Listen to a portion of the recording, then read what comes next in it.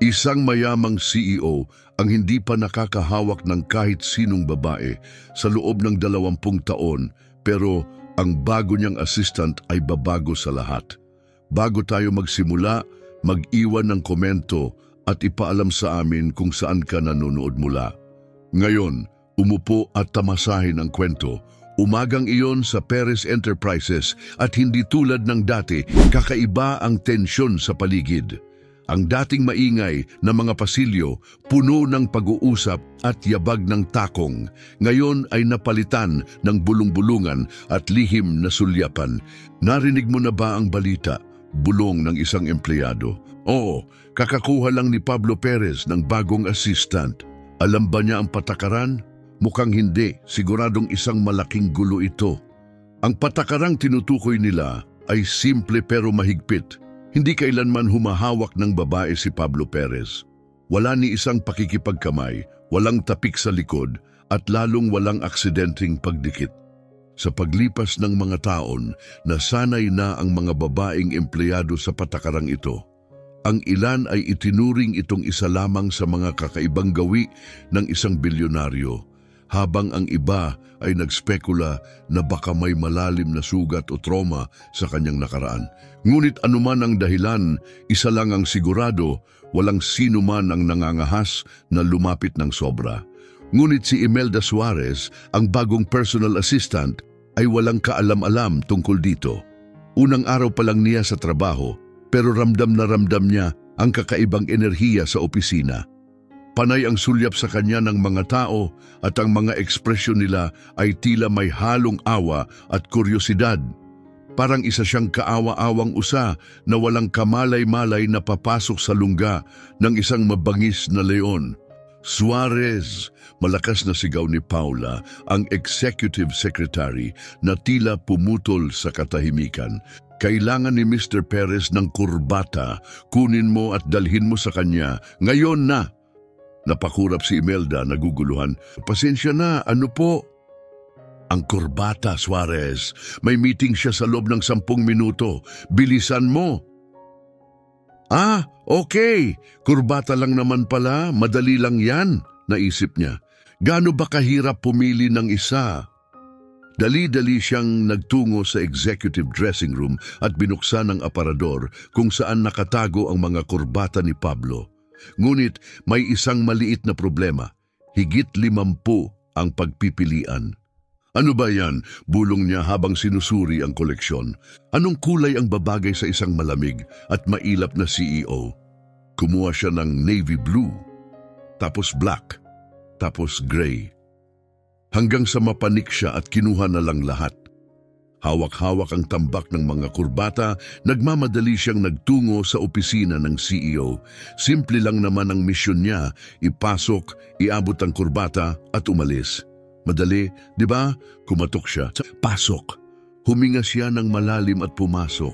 Nakatayo si Pablo Perez sa tabi ng kanyang mesa, inaayos ang manggas ng kanyang puting polo na parang isang taong matagumpay na nagligtas ng stock market bago pa man mag-agahan. Ngunit nang mapadako ang tingin niya sa tambak ng kurbata sa braso ni Imelda, dumilim ang kanyang ekspresyon. Ano yan? Kurbata, sagot ni Imelda, lumapit siya. Lahat ng yan. Hindi ko alam kung alin ang gusto niyo kaya dinala ko na lang lahat. Huminga ng malalim si Pablo, tila pinipigilan ang kanyang pasensya. Isa lang. Walang pag-iisip, inilaglag ni Imelda ang buong tambak sa mesa niya at humugot ng isa. Napataas ang kilay ni Pablo. May print? Napatingin siya at nakita ang kurbatang napili niya. May maliliit na larawan ng mga rubber duck. Ay hindi yan! Agad niya itong binawi at kumuha ng iba. Ito na lang, navy blue. Tinanggap iyon ni Pablo na may maigsing tango at napabuntong hininga si Imelda. Tagumpay. Ngunit may napansin siya. Mali ang paraan ng pagtali niya ng kurbata. Parang hindi ito nagsusuot ng kurbata sa buong buhay niya. Parang sinusubukan niyang sakalin ang sarili gamit ang tela. Diyos ko, isa itong krimen laban sa corporate fashion, naisip niya. Bago pa niya mapigilan ang sarili, lumapit siya at inabot ang kurbata niya upang ayusin ito. Hintay, mali ang ginagawa nyo. Pabayaan nyo ako. At doon nangyari ang hindi dapat mangyari. Dumikit ang kanyang mga daliri sa leeg ni Pablo. Nanigas si Pablo. Nararamdaman ni Imelda ang pagkapit ng tensyon sa katawan nito. Para siyang nakapindot ng alarma na hindi dapat galawin. At sa isang iglap, lumayo ito ng mabilis. Napanganga si Imelda, Diyos ko, ano yon? Parang tinamaan ng kidlat ang mukha ni Pablo habang nakatingin sa kanya. Hinawakan mo ako! Inaayos ko lang po ang kurbata nyo? Nakakapagtaka ang tindi ng reaksyon nito. Hindi ba medyo OA ito?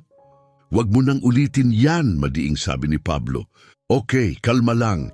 Hindi naman ako asido o kung ano. Hinaplos ni Pablo ang kanyang leeg, parang gusto niyang burahin ang nangyari. Hindi pa rin pantay ang kanyang paghinga at ang mga mata niya ay puno ng isang bagay na hindi lang basta galit, kundi takot. Hindi mo naiintindihan, mahina niyang sabi, nakakunot ang noo ni Imelda. Anong ibig mong sabihin sa hindi mo naiintindihan? Ano bang mangyayari? Sasabog ka, magiging palaka, hindi ito biro. Ngunit nang sabihin niya iyon, agad niyang pinagsisihan. Ang ekspresyon ni Pablo ay hindi lang basta inis. Parang binuhay niya ang isang bagay na matagal nang nakalibing. Tumigas ang kanyang panga at tumingin siya sa malayo. Basta, huwag mo nang gawin ulit.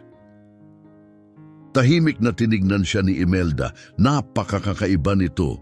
Hindi pa siya nakakakilala ng isang taong may ganitong klasing reaksyon sa isang simpleng pagdikit. Ngunit nang mapagmasdan niyang mabuti ang mukha nito, may isang bagay siyang napansin. Hindi lang ito tungkol sa galit. Takot ito, malalim, matindi, totoo. Dahan-dahang bumuntong hininga si Imelda at tinaas ang kamay parang sumusuko. Sige, hindi na kita hahawakan ulit. Bahagyang lumuwag ang mga balikat ni Pablo pero hindi pa rin nawala ang tensyon sa kanyang mukha. Maaari ka nang umalis. Napabuntong hininga si Imelda, halatang nagmamaktol. Sige boss, walang hawakan. Pero balang araw malalaman ko rin kung bakit parang katapusan ng mundo para sa iyo yon. Tumalikod siya at lumabas ng opisina, wala pa ring ideya kung ano nga ba talaga ang nangyari. Habang sumasara ang pinto sa likuran niya, inabot ni Pablo ang leeg niya, eksaktong kung saan siya hinawakan ni Imelda. Mabilis pa rin ang tibok ng puso niya, hindi pa ito kailanman nangyari sa kanya. Ngunit sa hindi maipaliwanag na dahilan, ang pakiramdam ng kanyang pagdampi ay nanatili at iyon ay nagbago sa lahat. Sa labas ng kanyang opisina, tila tumigil ang buong palapag sa paggalaw. Lahat ng empleyado ay nakatitig kay Imelda habang naglalakad ito pabalik sa kanyang mesa. Pulang-pula ang pisngi, litong-lito pa rin. Ano yon? Parang sinumpa siya ni Pablo Perez dahil lang sa isang hawak, dramatiko. Iyon lang ang salitang pumasok sa isip niya. Bagsak siya sa upuan niya at ipinikit ang mga mata, pinipisil ang kanyang sentido. Unang araw pa lang niya sa trabaho, pero pakiramdam niya, sobrang gulo na ng lahat. So buhay ka pa. Napadilat siya at nakita si Max Turner, ang head ng finance, nakasandal sa mesa niya. May hawak itong kape at may ekspresyon ng isang taong sanay na sa opisina nilang puno ng drama. Nakapamewang si Imelda. Ano ibig mong sabihin sa buhay ka pa? Sumimsim si Max ng kape, mabagal at kalmado. Walang humahawak kay Pablo kahit kailan. Napakurap si Imelda. Okay, nagiging katawa-tawa na to. Bakit naman? Dahil hindi niya kayang tiisin yon. May patakaran siya. Walang physical contact, lalo na sa mga babae. Napairap si Imelda. Di sana sinabi niya agad bago siya mag-react na parang sinilaban ko siya. Biglang natigilan si Max. Napatingin ito sa kanya na parang may narinig itong hindi ka pani-paniwala. Teka, sandali, hinawakan mo siya? Technically, oo, pero sa totoo lang kasalanan niya. Ang pangit kasi ng tali niya ng kurbata kaya inayos ko lang. Nanlaki ang mata ni Max, parang may nabasag na isang napakahalagang batas. Hinawakan mo si Pablo Perez? I just adjusted his tie. Umiling si Max, tila hindi makapaniwala. Well, congratulations Imelda, binura mo ang isang 2 dekadang record. Napairap siya. Oh, please! Aksidente lang yon. Wala namang namamatay dahil lang sa simpleng haplos. Hindi niya alam na sa loob ng opisina ng CEO malayo sa pagiging okay si Pablo. Nakaupo siya sa kanyang mesa, nakatingin sa report sa kanyang computer screen pero wala siyang naiintindihan. Ang mga numero ay lumalabo, ang mga chart ay walang kahulugan dahil lamang sa isang haplos. Hinagod niya ang kwelyo ng kanyang damit, hinahanap ang bakas ng kanyang kurbata. Dapat ay nadidiri siya, dapat ay kinikilabutan siya, dapat ay nababahala siya, pero wala siyang nararamdaman. At yon ang mas lalong nakakatakot. 20 taon na ang nakalipas at mula noon itinuro na ng katawan niya ang sarili nitong lumayo sa sinuman. Ang huling beses na may humawak sa kanya, isang trahedya ang sumunod, kaya naman itinayo niya ang kanyang mga pader. Itinuro niya sa sarili na umiwas. Ngunit bakit iba si Imelda? Napakapit siya sa gilid ng mesa, mabilis na tumayo. Naglalakad papunta sa bintana. Mula sa taas, tanaw niya ang buong lungsod. Pero ang kanyang paningin ay nakatuon lang sa kanyang sariling refleksyon. Hindi ko na naiintindihan ang sarili ko. At dahil doon kailangan niyang makasigurado, 2 oras ang lumipas. Abala si Imelda sa pagbabasa ng report nang biglang nag-vibrate ang kanyang telepono. Mr. Perez wants to see you in his office. Napatigil siya. Na naman? Oh, dalhin mo ang investor meeting report. Gusto niyang ikaw mismo ang mag-abot nito sa kanya. Napataas ang kilay ni Imelda. May kung anong kakaiba sa pagkakabanggit ng sekretary pero hindi niya nalang pinansin. Kinuha niya ang mga papeles at naglakad papunta sa opisina ni Pablo. Pagpasok niya, nakita niya itong nakatayo sa likod ng kanyang mesa. Malamig ang ekspresyon, parang isang taong may matinding misyon. Narito na po ang report, Mr. Perez. Iniabot niya ito at iniabot din ito ni Pablo. Sa isang saglit, bahagyang nagdikit ang kanilang mga daliri. Napakaikli ng sandali, napakahina ng pagdikit, pero sa loob ni Pablo, parang may kidlat na tumama sa kanya. Nanginginig ang kanyang loob, muling bumilis ang tibok ng kanyang puso. Nakakadala, nakakagulo, dahil sa pag-aalala, masyado niyang minadali ang pagkuha ng papeles. At may isang papel na nahulog. Tsk! Ang malas. Sabay silang yumuko para pulutin ito. At nangyari ang hindi inaasahan, nagbanggaan ang kanilang mga noo. Hindi gumalaw ang sinuman. Napakapit si Imelda sa isang papel habang si Pablo ay tila na freeze sa kanyang lugar. Napakalapit ng mukha nito sa kanya at ang kanyang mga mata ay titig na titig sa kanya. Para bang may isang hindi maipaliwanag na enerhiyang bumalot sa pagitan nila. Tahimik, matindi, kakaiba. Ngumiti si Imelda, pilit pinipigilan ng tawa. Kung reflex test to, congrats po, masaka. Mabilis na lumayo si Pablo, nag-ayos ng postura at umubo ng mahina. Agad niyang inagaw ang mga papeles, bumalik sa kanyang mesa na parang walang nangyari. Hindi yun test. Napataas ang kilay ni Imelda. O tama, kasi normal lang naman ang headbutt sa opisina, di ba? Hindi siya sinagot ni Pablo. Tumingin lang ito sa kanyang computer, parang walang anumang nangyari. Ngunit habang papalabas si Imelda ng opisina, napangiti siya. May kutob siya. Hindi iyon ang huling beses na manggugulo siya sa buhay ni Pablo Perez. Nagsimula ang lahat sa isang kurbata, pagkatapos isang saglit na di sinasadyang pagdampi. At ngayon, ginagawa na niya ang pinakamalalang pagkakamali na maiisip. Binibigyan niya ng pansin si Imelda Suarez. Sa loob ng 20 taon, ang buhay niya ay parang isang maayos na makina. Walang pisikal na kontak, walang distractions, walang eksepsyon.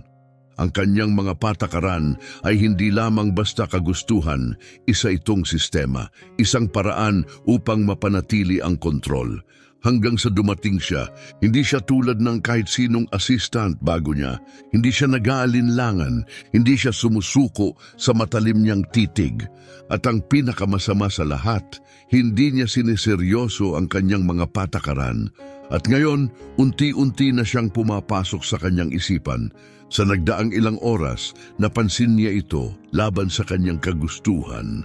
Nang dumaan siya sa cafeteria, agad niyang nakita si Imelda. Nakangiti. Tumatawa. Ang ulo niya ay nakahilig pabalik habang natatawa kasama ang mga katrabaho niya. At sa hindi malamang dahilan, nairita siya.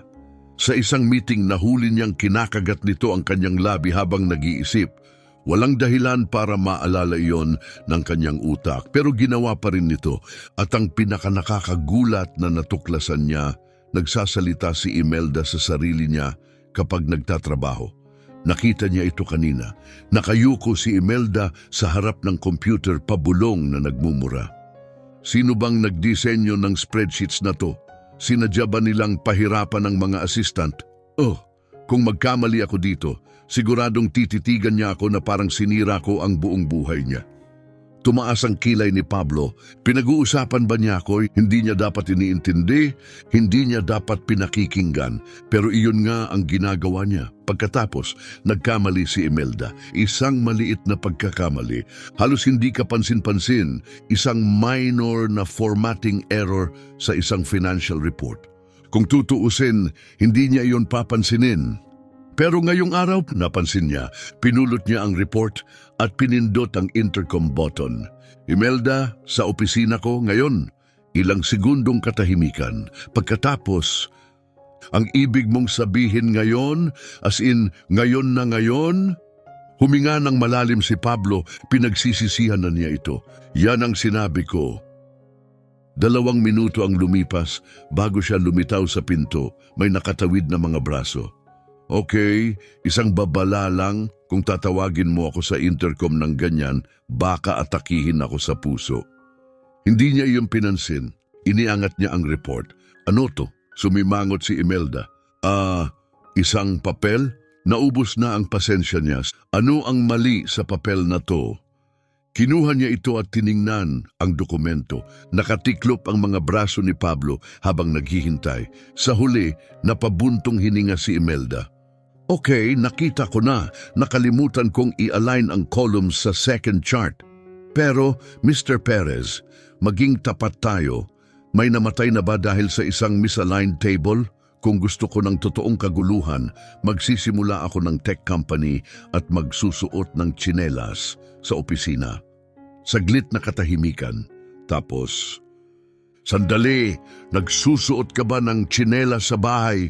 Pumikit si Pablo. Wala na siyang pasensya. Imelda, fine. Tinaas niya ang mga kamay. Ayusin ko na. Wala nang misaligned tables. Pangako. Tumalikod siya, handang umalis. Pero bago pa siya lumabas ng pinto, nagsalita si Pablo. Palagi ka bang nagsasalita sa sarili mo? Nanigas si Imelda. Dahan-dahan siyang lumingon. Nanlalaki ang mata. Ano? Nananatiling walang ekspresyon si Pablo. Nakita kita kanina, pabulong kang nagsasalita. Lalong lumaki ang kanyang mga mata. Nakita mo yon? Oo. At doon, nakita niya ang tunay na takot sa mukha ni Imelda. Para bang nadiskubre niya ang pinakay tinatago niyang lihim. Oh, hindi. Tinakpan niya ang mukha niya gamit ang 2 kamay. Ito na, disaster na to. Kumunot ang noo ni Pablo. Bakit? Dahil pinipilit kong magmukhang normal na tao at ngayon alam mo nang may ganito akong flaw. Pumikit si Pablo. Ang pagsasalita sa sarili ay isang kapintasan? Hindi ba? Hindi. Saglit na natigilan si Imelda. Hindi mo ako niloloko, di ba? Bumuntong hininga si Pablo. Imelda, wala akong oras para manloko ng tao. Isa akong billionaire CEO. Tinitigan siya ni Imelda at bigla na lang siyang tumawa. At sa sandaling iyon, napagtanto ni Pablo ang isang bagay na lubhang nakakabahala. Pakiramdam niya ay ganap siyang komportable. Si Imelda ay hindi tulad ng iba. Hindi siya nagtratong parang isang makapangyarihang, untouchable na tao. Hindi siya natatakot sa kayamanan niya o sa posisyon niya. Nakikita niya lang si Pablo bilang isang ordinaryong tao at sa unang pagkakataon sa mahabang panahon nagustuhan yun ni Pablo. Ibig sabihin kailangan niya itong pigilan. Kung hayaan niya itong magpatuloy, mawawala ang kontrol niya. At si Pablo Perez ay hindi kailanman nawawalan ng kontrol. Ang buhay niya ay nakabatay sa istruktura, sa eksaktong plano, sa mahigpit na paghawak sa bawat detalye. Ginawa niya ang lahat para maiwasan ang kahit anong hindi inaasahang pangyayari. Pero nitong mga nakaraang araw, ang kanyang maingat na itinayong mundo ay tila gumuguho. Dahil sa kanya, si Imelda Suarez ay sumira sa kanyang mga panuntunang hindi kailanman na-challenge sa loob ng 20 taon. At ngayon, nahuhuli niyang ginagawa ang mga bagay na hindi niya kailanman ginawa. Napapansin ang mga bagay na hindi niya kailangang pansinin. Ang paraan ng kanyang pagkunot ng noo kapag nag-iisip, ang walang malay niyang paglalaro sa kanyang bracelet habang nagbabasa, ang paraan ng kanyang pagtawa, malaya, walang pakialam, na parang hindi siya nasa harap ng isa sa pinakamakapangyarihang lalaki sa lungsod. Kailangan niya itong itigil, pero isang bagay ang bumabagabag sa kanya ng higit sa lahat, ang pagdampi. Sa loob ng 20 taon, iniwasan niya ang pisikal na kontak. Ang ideya ng paghahawak, lalo na sa mga babae, ay palaging nagpaparamdam sa kanya ng tensyon, ng hindi komportabling pakiramdam. Pero nung hinawakan siya ni Imelda, walang discomfort. Walang panic, walang instinct na umatras. At iyon ang tunay na nagpatahimik sa kanya. Kailangan niyang mag-focus. Mayroong mga multimilyong dolyar na kontratang nasa kanyang mesa at gayon paman, ang iniisip niya ay ang nakaraang matagal na niyang iniiwasan. Si Amelia Wright. Noon, hindi pa siya ang makapangyarihang CEO na kilala ng lahat. Isa pa lamang siyang bata at ambisyosong tagapagmana, sinusubukang hanapin ang kanyang lugar sa mundo ng mga higante. At tulad ng maraming kabataan, naniwala siya sa pag-ibig. Si Amelia ay may mainit na ngiti, maningning na mga mata, at sa isang punto naniwala si Pablo na siya ang kanyang hinaharap. Ibinigay niya rito ang lahat, ang kanyang tiwala, ang kanyang katapatan, ang kanyang puso, hanggang sa araw na nalaman niya ang katotohanan. Hindi siya minahal ni Amelia. Ang minahal niya ay ang kanyang yaman, ang kanyang estado, ang kanyang impluensya. At noong may dumating na mas mayaman at mas makapangyarihan, umalis siya nang walang pag-aalinlangan. Maalala pa rin niya ang eksaktong sandali. Si Amelia nakatayo sa harapan niya, hawak ang kanyang mga kamay, nakatingin diretso sa kanyang mga mata. At sa pinakamalamig na tinig na narinig niya sa buong buhay niya, sinabi niya, "Hindi ka kailanman naging sapat." Ang mga salitang yon nang tumaga sa kanya ng mas malalim kaysa sa kahit ano paman. Doon siya nasira. Doon niya natutunan na ang human touch ay maaaring isang kasinungalingan, na ang pagmamahal ay maaaring peke, na ang pagiging malapit sa isang tao ay isa lang paraan upang masaktan. Kaya nagtayo siya ng mga pader, lumayo siya, hindi na siya nagtitiwala, hindi na niya hinayaang maging mahina. At sa loob ng 20 taon, gumana ito hanggang kay Imelda Suarez. Napatingin siya sa hawak niyang ballpen, napakahigpit ng pagkakakapit niya rito na halos maging puti ang kanyang mga daliri. Masyadong mabilis ang tibok ng puso niya, masyadong magulo ang kanyang isipan. Kailangan niya itong itigil. Hindi siya maaaring hayaang sirain ng isang assistant ang lahat ng itinayo niya. Kung paano man nahanap ni Imelda ang daan patungo sa kanyang mga depensa, kailangan niyang palakasin ang mga ito. Mas matibay kaysa dati. Wala nang mga kaswal na usapan, wala nang hindi kailangang interaksyon, wala nang ganitong mga sandali. Tumayo si Pablo at naglakad patungo sa pinto. Kailangan niya itong tapusin, ngayon na. Nasa mesa si Imelda, kumakain ng granola bar habang nagtatype. Walang kahit anong kakaiba hanggang sa maramdaman niyang may nakatitig sa kanya. Napatingala siya. nakatayo si Pablo Perez. Sa harapan niya nakatawid ang mga braso, mukhang mas seryoso kaysa dati. Halos mabulunan siya. Mr. Perez? Matigas ang kanyang tinig. Mula ngayon, ang relasyon natin ay mananatiling mahigpit na profesional. Napakurap si Imelda. Sandali, hindi ba obvious na yon?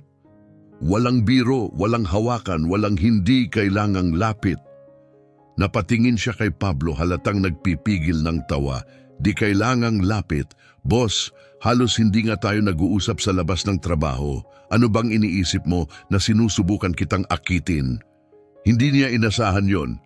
Hindi ko sinabi yan, pero parang kumikilos kang parang isa akong banta sa buong pagkatao mo. Binuksan niya ang bibig upang tumanggi, upang itanggi ang lahat. Pero wala siyang masabi. Dahil sa kaibuturan niya, alam niyang tama si Imelda, pero kailangan niyang ibalik ang kontrol. Sundin mo na lang ang mga patakaran, matigas niyang sabi. Napakunot ang noo ni Imelda, ngunit hindi na siya sumagot pa. Kung yan ang gusto mo, boss. Bumalik siya sa kanyang screen, nagtatype na parang walang nangyari. Nakatayo si Pablo roon, hindi sigurado kung bakit parang naiinis siya sa ideya na hindi na siya papansinin ni Imelda. Lumabas siya bago pa niya magawa ang isang bagay na pagsisisihan niya. At sinunod nga ni Imelda ang kanyang sinabi. Kung gusto ni Pablo ng formal na relasyon, edi fine. Lumayo siya, nagsalita lang kapag kinakailangan at tutok lang sa trabaho. At sa kanyang gulat, mukhang lalo lang itong ikinaiinis ni Pablo. Napansin niya ito sa paraan ng pagtingin sa kanya nito, sa lalim ng kanyang iritasyon. At pagkatapos, isang bagay ang hindi niya inasahan. Hapon na nang tawagin siya ni Pablo sa opisina. Pagpasok niya, napatigil siya. May 2 tasa ng kape sa kanyang mesa. Pinulot ito ni Pablo at iniabot sa kanya. Para sa'yo. Tumaas ang kilay ni Imelda. Binilhan mo ako ng kape? Pablo tumingin sa malayo, hindi mabasa ang ekspresyon. Nagkamali ang barista. Nakuha ko ito ng hindi sinasadya. Tumaas ang kilay ni Imelda. Oh, talaga? Kasi madalas namang magkapalit ang 2 magkaparehong coffee order para sa iisang tao. Hindi siya sumagot. Isang pilyong ngiti ang sumilay sa labi ni Imelda. Si Pablo Perez ay sumusubok bumawi. Hindi niya kailanman aaminin, syempre, pero kitang-kita ni Imelda ang totoo. At marahil mas nalilito si Pablo kaysa sa gusto niyang ipakita. At iyon, lalong nagpatingkad ng interes ni Imelda. Kinagabihan, natanto ni Pablo ang isang bagay na mas malala pa kaysa sa isyu niya sa paghawak. Kahit anong pilit niyang itangi, iwasan o itulak palayo, si Imelda Suarez ay nasa isip na niya at wala siyang magagawa tungkol dito. Hindi kailanman mahilig si Pablo sa mga social events, gala dinners, business receptions, charity parties, pare-pareho lang ang lahat. Parehong peking usapan, parehong pilit ng ngiti, parehong mayayamang tao na nagpapanggap na may malasakit sa mabuting adhikain habang patagong nagpapagalingan kung sino ang may mas malaking donasyon. Pero bilang CEO ng Perez Enterprises, hindi ito optional. Isang inaasahan at ngayong gabi, kailangan niyang dumalo sa isang charity auction. At ang mas lalong nagpapasama ng loob niya, kailangan niya ng date. Ang mga malalaking CEO ay palaging may kasamang partner sa mga event na ganito, isang business associate, isang fiancé o isang maimpluwensyang kaibigan. At sa kaso ni Pablo, lahat ng opsyon ay nakakairita, kaya bago pa niya mapigilan ang sarili, gumawa siya ng desisyon. Imelda. Tumingala ito mula sa kanyang computer, kumukurap sa gulat. Yes? Huminga ng malalim si Pablo. May charity event ako mamaya. Kailangan ko ng date, sasama ka sa akin. Nanlaki ang mata ni Imelda. Pasensya na, ano? Formal na event ito, kailangan mo lang dumalo, kumilos ng profesional at kumatawan sa kumpanya sa tabi ko. Tumiklop ang mga braso ni Imelda. Tinitigan siya na parang nababaliw siya. Linawin natin, to ilang araw mo akong pinaparamdam na ayaw mo ng kahit anong personal na ugnayan, tapos ngayon gusto mong sumama ako sa isang event kasama ka. Oo, napabuntong hininga siya, halatang inis. Mr. Perez, alam mo bang napakagulo ng mga mixed signals mo? Tanggapin mo na lang, Imelda, mas mabuti na to kaysa sa ibang option. Wow, ang saya naman ng enthusiasm mo. Umiling si Imelda at bumalik sa kanyang screen. Hindi niya pinansin ang sarcasm. Magbihis ng naaayon, susunduin kita ng 7:00. Bubuka sana ang bibig ni Imelda para sumagot pero tumigil siya. Kung gusto niya ng kasama, bakit niya tatanggihan? Eksaktong 7:00, handa na si Imelda. Wala na ang typical niyang office attire. Ngayong gabi maganda siya. Ang itim niyang gown, may manipis na straps, ay eksaktong bumagay sa kanyang katawan. Elegante, sopistikado, pero hindi sobra. Ang malambot na tela ay dumadaloy sa bawat kilos niya na may likas na kagandahan. Ang kanyang buhok, karaniwan ay magulo at nakatali sa opisina, ngayon ay bumabagsak sa kanyang balikat sa malalambot na alon. Nang dumating si Pablo, suot ang isang perpektong itim na tuksedo na pahinto ito. Sa isang iglap, isang segundo lang, lumipat ang tingin niya kay Imelda, may kung anong hindi maipaliwanag sa kanyang ekspresyon. Tumaas ang kilay ni Imelda. May problema? Saglit na nag-blink si Pablo, agad na bumalik sa kanyang karaniwang malamig na anyo. Wala. Tara na. Pagdating nila sa venue, isang marangyang event hall ang bumungad sa kanila. Kumikinang ang mga chandelier sa mataas na kisame, malamyos na klasikal na musika ang pumupuno sa paligid at ang mga waiter ay tahimik na naglalakad, may dalang champagne. Sinipat ni Imelda ang paligid, maraming matang lihim na nakatutok kay Pablo. Mukhang sikat ka dito. Sikat ay hindi tamang salita. Tama. Ikaw ang misteryosong CEO na ayaw humawak ng babae. Malamang kalahati sa mga taong to, iniisip kung paano ka napilit sumama sa isang date. Huminga ng malalim si Pablo. Pakiusap, bantayan mo ang mga sinasabi mo. Ngumiti si Imelda. Nasaan ang saya ron? Bago pa siya makasagot, may lumapit na mga bisita sa bik bumati kay Pablo at tanghali napansin ni Imelda ang isang hindi kanais-nais na presensya. Isang matangkad na babaeng blonde. Matatalim ang mga mata, may malapredatoryang kilos at isang nangiting puno ng kalkulasyon. Nakapulang gown siya, isang kulay na tila sinadya upang mapansin. At ngumiti ito kay Pablo na parang matagal na silang magkakilala. At doon nagbago ang buong aura ni Pablo. Pablo, bati nito, puno ng pamilyaridad ang tinig, na natiling walang emosyon ang mukha ni Pablo. Amelia. Humigpit ang hawak ni Imelda sa kanyang clutch. Ito si Amelia Wright, ang babaeng sumira sa puso ni Pablo. At sa paraan ng pagtingin nito, halatang hindi pa tapos ang kanilang istorya.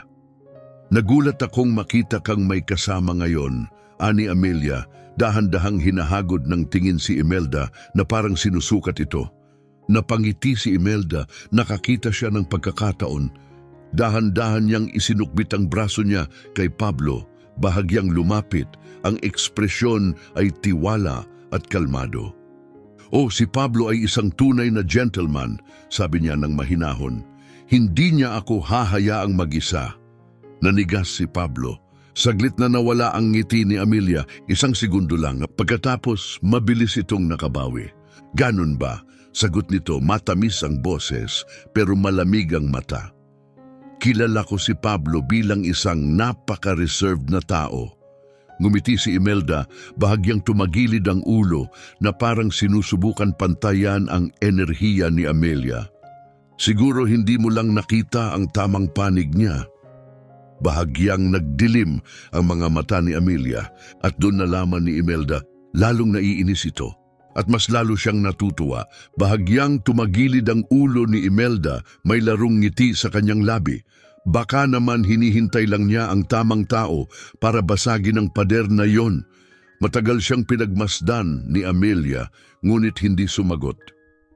Sa halip, tumalikod lang ito at lumayo. Ang kanyang pulang damit ay parang huling pahayag na nag-iiwan ng bakas. Dahan-dahang bumuntong hininga si Pablo. Hindi naman kailangan yon, bulong niya. Napangiti si Imelda at kumindat. Hindi ko hahayaan na baliwalain ako ng isang dating kasintahan.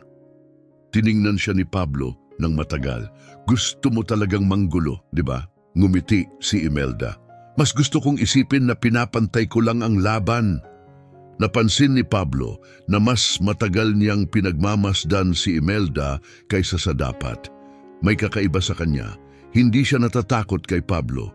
Hindi siya natitinag sa reputasyon nito o sa mga nakatagong pader na itinayo ng lalaki sa paligid niya.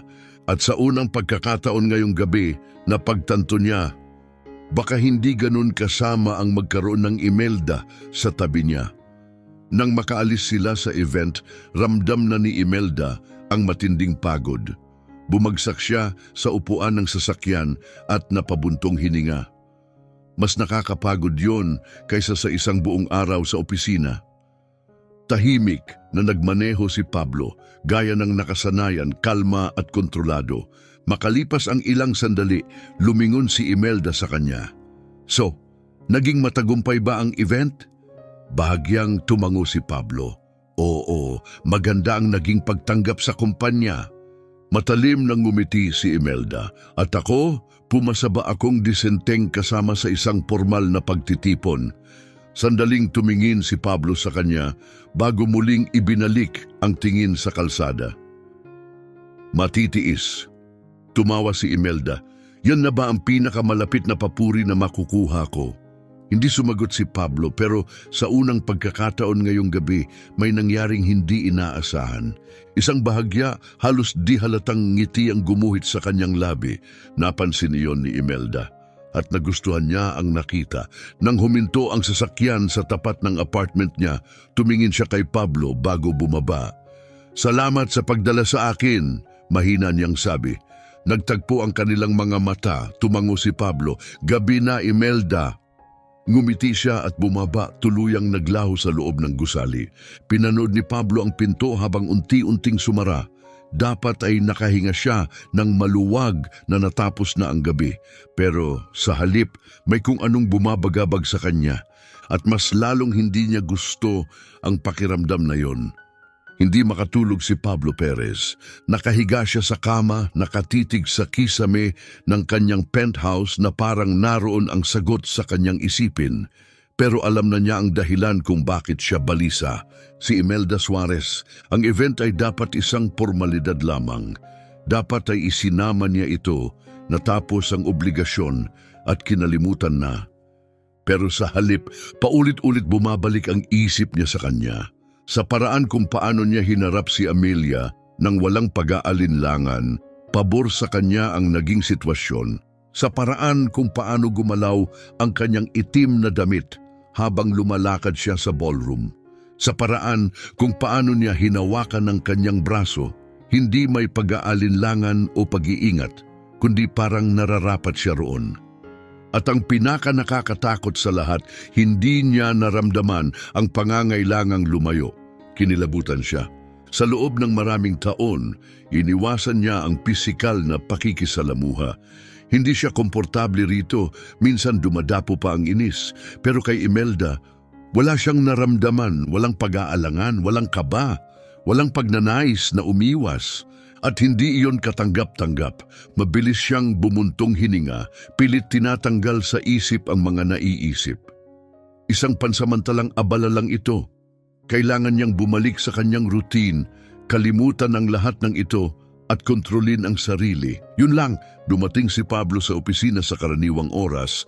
Ang mukha niya ay walang emosyon habang naglalakad sa lobby. Agad na nagtuon ng pansin ng mga empleyado, walang sino man ang naglakas loob na hadlangan siya. Diretso ang tingin niya hanggang sa nakita niya ito.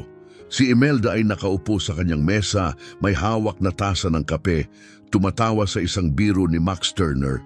Ang tawang iyon, may kung anong kumislot sa loob ni Pablo. Hindi niya namalayan pero bumagal ang kanyang mga hakbang.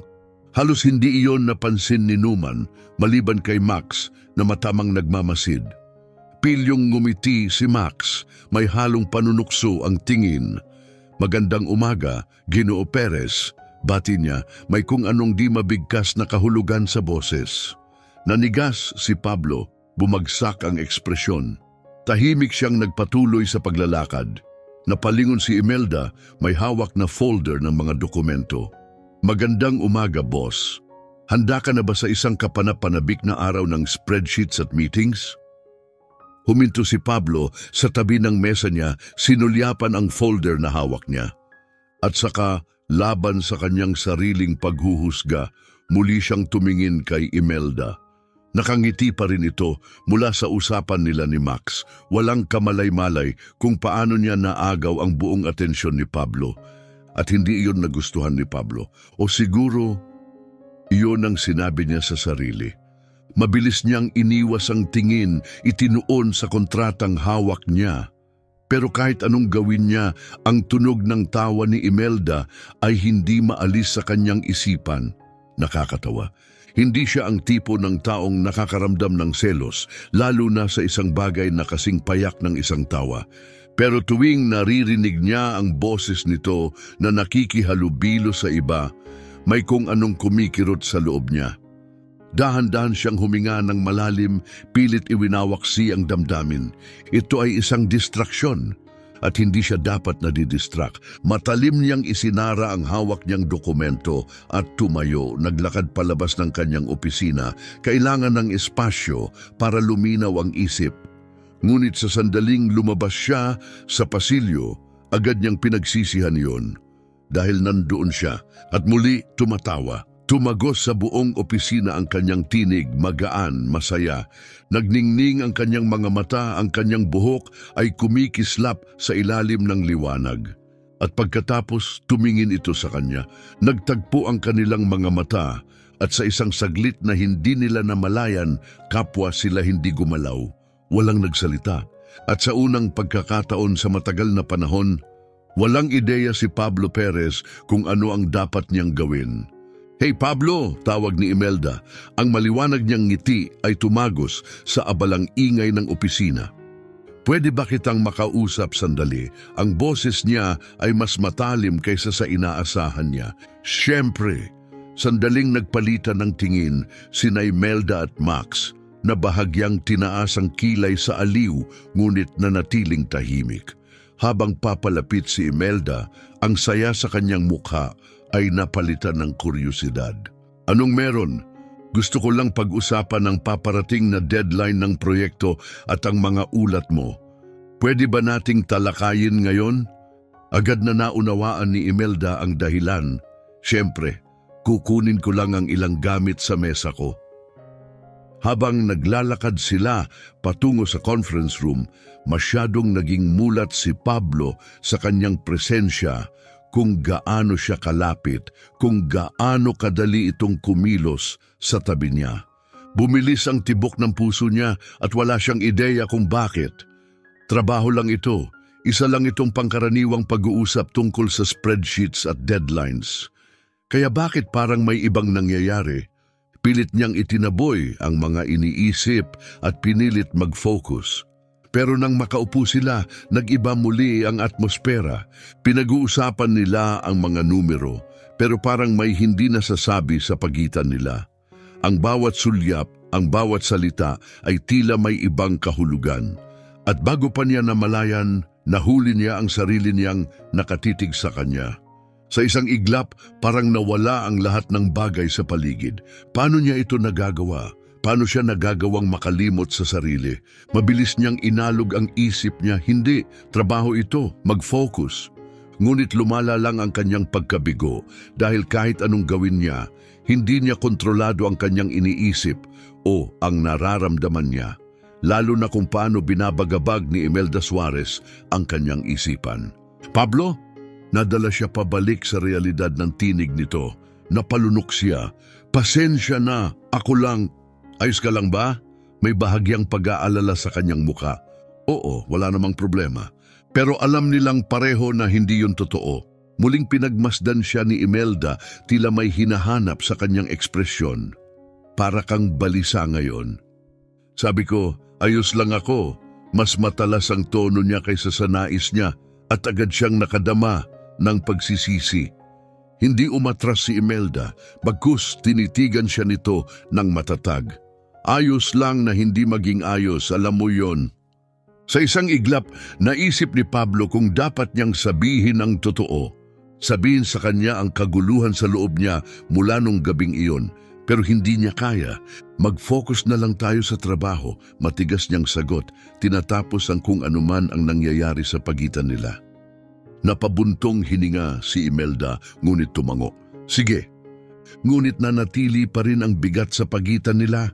Isang bagay na parehong ayaw nilang aminin.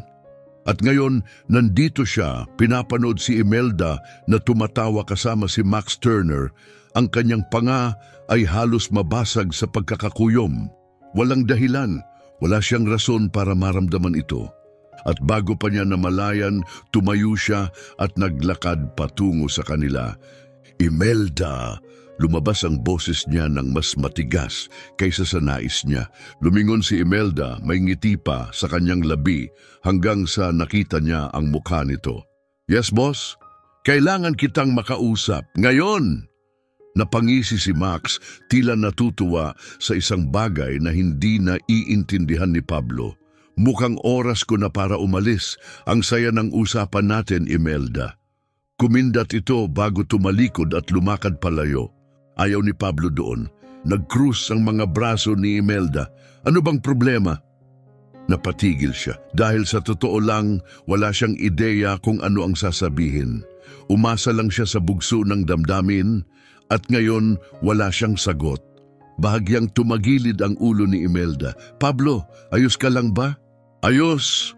Napakurap siya. Sa wakas ay napagtanto kung gaano siya katawa-tawa. Napabuntong hininga siya sa inis. Kalimutan mo na. Bumalik ka na sa trabaho. Tatalikod na siya. Hanggang sa naramdaman niya ito, isang magaang haplos sa kanyang pulso. Halos wala lang ito, isang malambot na pagdampi lang ng kanyang mga daliri. Pero para kay Pablo, parang may humawak sa kanya at pinigilan siyang gumalaw. Mabilis ang pintig ng kanyang puso. Dahan-dahan, ibinaba niya ang tingin sa kamay nito. Imelda! Halos pabulong ang boses niya. Lumalambot ang tingin ni Imelda. Pablo, sabihin mo lang, anong nangyayari? Hindi siya makasagot. Dahil ang totoo, hindi niya rin alam, kaya ginawa niya ang alam niyang pinakamabuting paraan, lumayo. Wala. Bumalik ka na sa trabaho. At tuluyan siyang lumakad palayo nang hindi lumilingon. Ngunit kahit na lumayo siya, ramdam pa rin niya ito, ang init ng kanyang haplos. Nakalukot sa balat niya, hindi maalis. Sa mga sumunod na araw, ginawa ni Pablo ang lahat upang iwasan si Imelda. Nag-delegate siya ng maraming gawain. Binago niya ang kanyang ruta sa opisina. Pilit niyang iniwasan ang tumingin kapag alam niyang nasa paligid ito. Ngunit wala itong silbi. Kahit saan siya magpunta, nandun siya. Sumakay siya ng elevator, nasa loob na si Imelda. Pumunta siya sa pantry para magkape, nandun din siya. Nag-overtime siya sa opisina, sabay silang lumabas. Parang niloloko siya ng tadhana at isang araw hindi na ito nakatiis. Walang pasabi, binuksan ni Imelda ang pinto ng opisina niya at pumasok, hindi na naghintay ng pahintulot. Halos hindi siya tumingin. Alam niyang darating ito. Isinara ni Imelda ang pinto, nakapamewang at titig na titig sa kanya.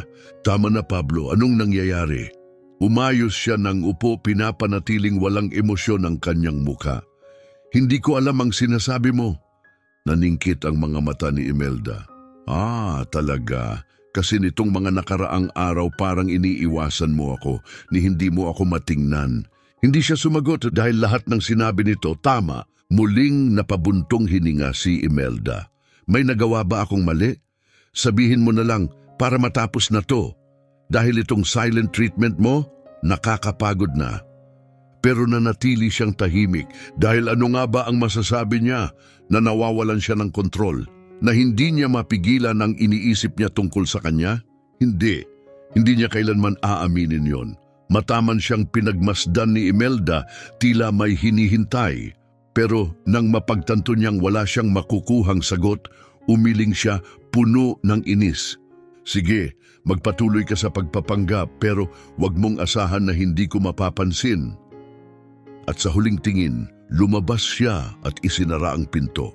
Nanatili si Pablo sa kanyang upuan, hindi gumagalaw. Hindi niya kailanman gustong mapalapit sa kanya. Pilit niyang inilayo ang sarili. Pero huli na, dahil kahit anong gawin niya, malinaw ang katotohanan. Si Imelda Suarez ay nasa ilalim na ng kanyang balat. Ipinulupot ni Imelda ang kanyang mga braso sa dibdib, bahagyang tumagilid ang ulo. Hindi mo ako iniiwasan. May halong kuryosidad ang kanyang boses. Kung ganon, bakit mo ako iniiwasan? Hindi sumagot si Pablo. Napabuntong hininga si Imelda, halatang naiinis. Kung tungkol ito sa gabing yon sa hapunan, sabihin mo na lang, may nagawa ba akong mali? Wala. Kung ganon, bakit mo ako tinatrato na parang isang banta? Pinunasan ni Pablo ang kanyang mukha, ramdam ang pagod na bumibigat sa kanya. Imelda, wala ito. Kalimutan mo na lang. Tahimik siyang pinag-aralan ni Imelda bago isang mabagal, mapanuksong ngiti ang gumuhit sa kanyang labi. Pablo, natatakot ka ba sa akin? Mabilis siyang napatingin dito, ang mga mata niya agad na nagtagpo sa kanya. Huwag kang magpatawa. Kung ganon, patunayan mo. Isang hakbang siyang lumapit. Hindi umatras si Pablo. Kung wala ka talagang nararamdaman, wala kang dahilan para mailang, di ba? Muli siyang lumapit.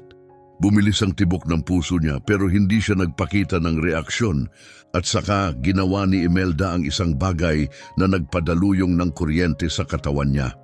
Marahan nitong hinaplos ang kanyang pulso. Isang saglit lang, mapanukso, halos hindi maramdaman. Pero para kay Pablo, parang isang matinding alon ng boltahe ang dumaan sa kanya. Mas lumalim ang ngiti ni Imelda. Kita mo, kinakabahan ka. Agad niyang iniwas ang kamay niya. Wala yun. Siyempre naman, pang-aasar niya, kaya ka namutla at mukhang isang binatilyong unang beses nakatanggap ng halik. Hindi niya iyon nakitang nakakatawa. Imelda, tama na? Hindi! Sagot nito ng walang pag-aalinlangan, titig na titig sa kanya dahil alam kong may kung ano dito. Dahan-dahan siyang huminga, sinisiyasat ang mukha ni Pablo at aalamin ko kung ano yon. Wala siyang sinabi dahil sa sandaling iyon napagtanto niyang tama siya. May isang bagay na hindi pa niya kayang harapin at kahit anong pilit niyang tanggihan, alam niyang hindi niya ito matatakasan ng matagal. Sa mga araw na sumunod, sinubukan ni Pablo ang lahat para alisin si Imelda Suarez sa kanyang isipan. Iniwasan niya ito pero lalo lang niyang gustong tumingin sa kanya. Pinilit niyang hindi magpakita ng emosyon pero lalo lang siyang nabubwisit. At ang pinakamasama, alam ni Imelda, alam niyang may nagbago at lalong naging delikado ito. Sinimulan siyang subukin, itinutulak ang kanyang mga hangganan sa paraang walang ibang nangangahas. Walang pag-aalinlangang hinahawakan ang pulso niya. Pinaglalaruan ang kanyang mga reaksyon. Pinararamdam sa kanya ang mga bagay na hindi niya dapat maramdaman. Hindi niya gusto na nawawalan siya ng kontrol. At saka dumating ang huling dagok. Kinagabihan, dumalo si Pablo sa isang corporate event, isang rooftop gala sa isa sa pinakamamahaling hotel sa lungsod.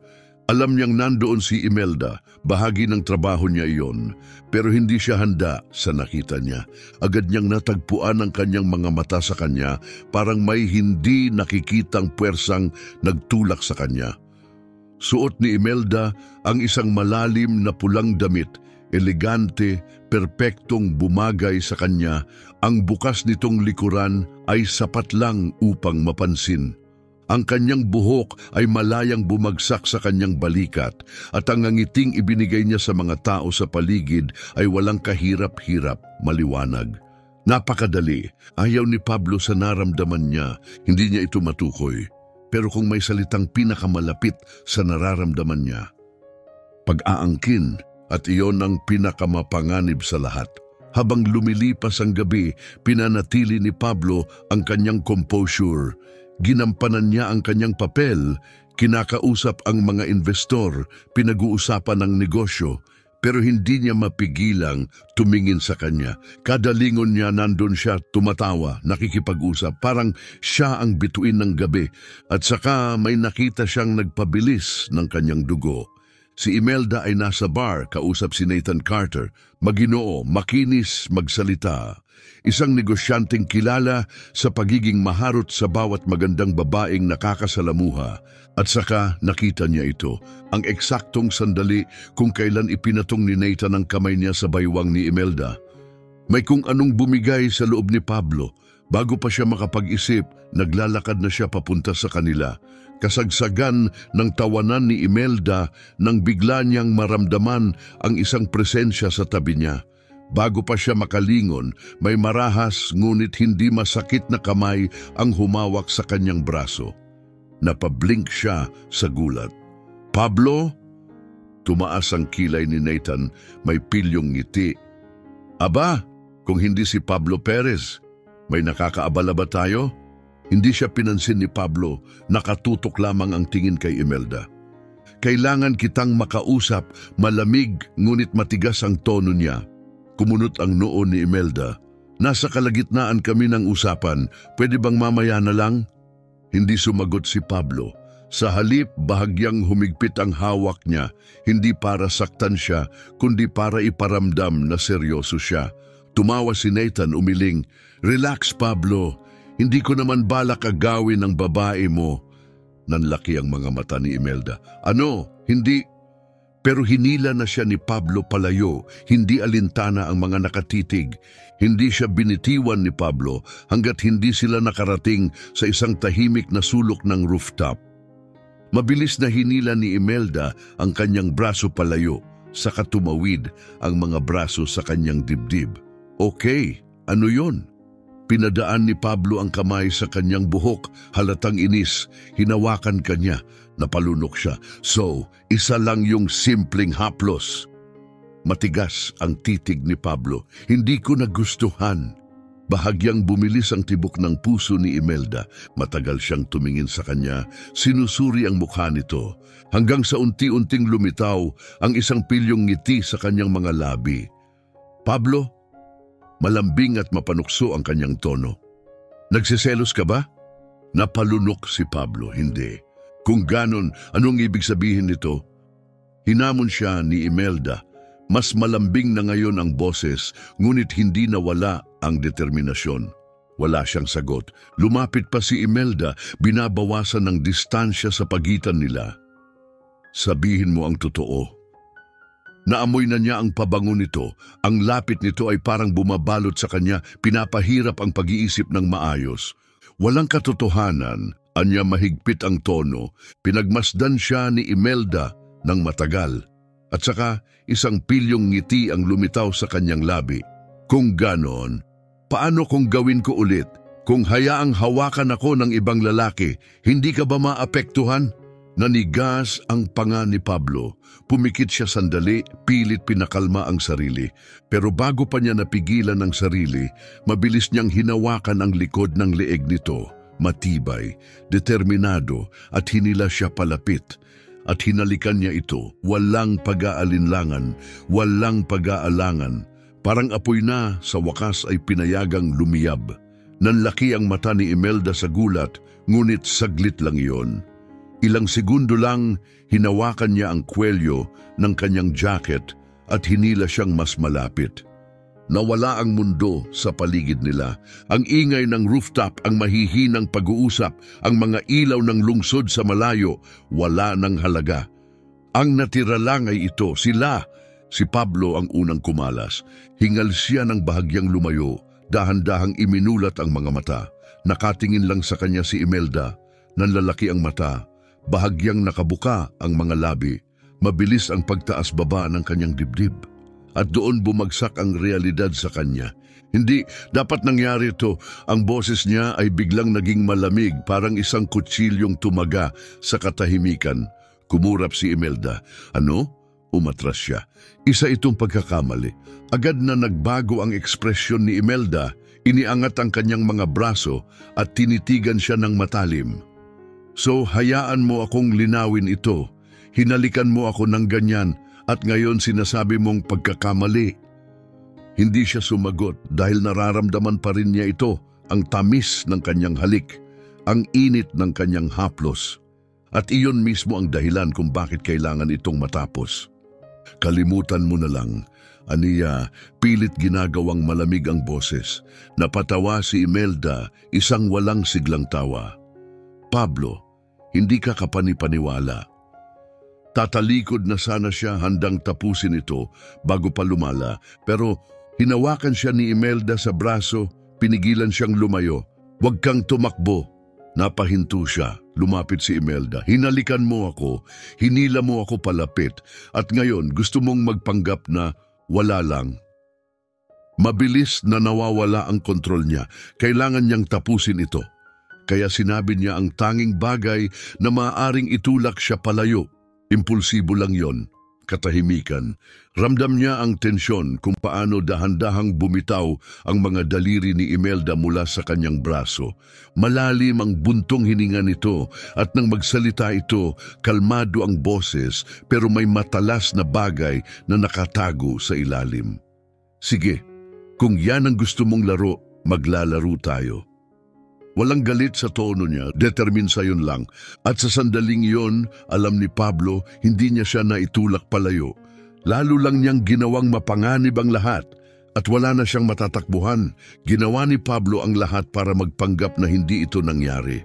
Binabad niya ang sarili sa trabaho, meetings, contracts, kahit ano lang para maiba ang isip niya. Hindi niya hinayaang tumagal ang tingin sa kanya ng mahigit ilang segundo, pero walang gumana. Dahil kada ipinikit niya ang mga mata, natitikman pa rin niya ito. Kada marinig niya ang kanyang tawa, naaalala niya kung paano bumagay ang katawan nito sa kanya. At ang pinakamasama, si Imelda ay naglalaro ng madumi. Hindi siya humingi ng paliwanag, hindi siya kinorner o inusisa. Sa halip, parang hindi siya umiiral. At yun ang pumapatay sa kanya. Pagsapit ng Biyernes ng gabi, hindi na niya kinaya. Kailangan niyang lumabas. Hindi siya mahilig uminom, pero ngayong gabi, kailangan niya ng kahit anong makakatulong na magpatahimik ng kanyang isip. Pumunta siya sa isang mamahaling bar sa lungsod, isang tahimik at pribadong lugar kung saan nagpapahinga ang mga executive. Umalis siya sa pinakadulong sulok, umorder ng whiskey at hinayaan ang isip na gumala. Hanggang sa lumala ang lahat dahil habang umiinom siya, pumasok si Imelda at hindi siya mag-isa, kasama niya si Max Turner. Madiin ang hawak ni Pablo sa kanyang baso. Masama na nga na nandoon siya, pero kasama ang ibang lalaki. At si Max pa? Si Max ay matalino. Alam nito ang ginagawa at hindi niya matanggap ang ideya ng ibang lalaki kasama si Imelda. Hindi pa siya napapansin, pero para bang naramdaman nito ang titig niya, tumingala siya. Sa loob ng isang segundo, hindi sila gumalaw. Pagkatapos, ngumiti si Imelda at muling bumaling kay Max na parang hindi siya nandoon, nanigas ang panga ni Pablo. Pinaglalaruan siya nito at siya ang natatalo. Hindi niya kayang maupo lang doon habang si Imelda ay tumatawa at nakikipag-usap kay Max na parang hindi siya umiiral. Bago pa niya mapigilan ang sarili, tumayo na siya at mabilis na lumapit sa kanila. Si Max ang unang nakapansin. Aba Pablo, anong sorpresa? Hindi kita inaasahang mahilig sa ganitong lugar. Halos hindi siya nilingon ni Pablo. Nakatuon lang ang atensyon niya sa kanya. Imelda, kailangan kitang makausap. Tumaas ang kilay nito, malinaw na naaaliw. Ngayon, oo, ngayon. Bahagya siyang tumagilid, isang pilyong ngiti sa kanyang labi. Pasensya na, pero busy ako. Mabilis na nauubos ang pasensya niya. 5 minuto lang, huminga si Imelda ng malalim bago tumingin kay Max. Ayos lang ba? Tumawa si Max.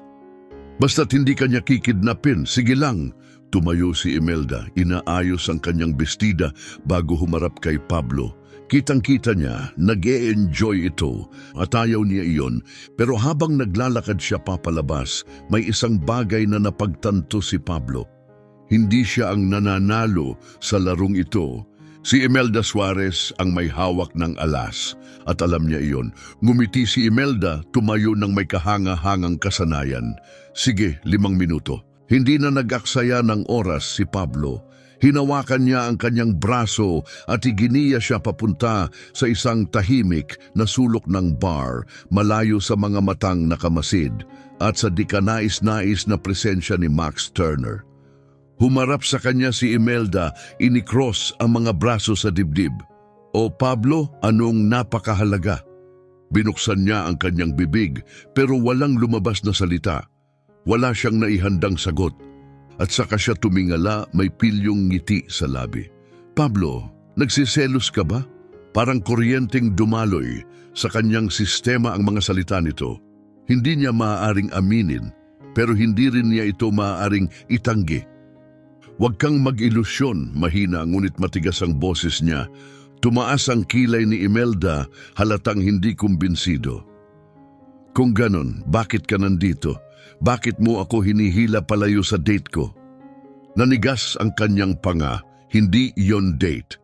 Ganon ba? At ikaw na ngayon ang nagdedesisyon kung sino ang pwede kong makasama?" Hinamon siya nito, may pang-aasar sa boses, ngunit matalim ang titig. Mahigpit na sinara ni Pablo ang kanyang mga kamao, ramdam ang bigat ng mga salitang hindi niya masabi. Muling lumapit si Imelda, binabawasan ng distansya sa pagitan nila. "Sabihin mo ang totoo, Pablo. Ano ba talaga ang gusto mo sa akin?"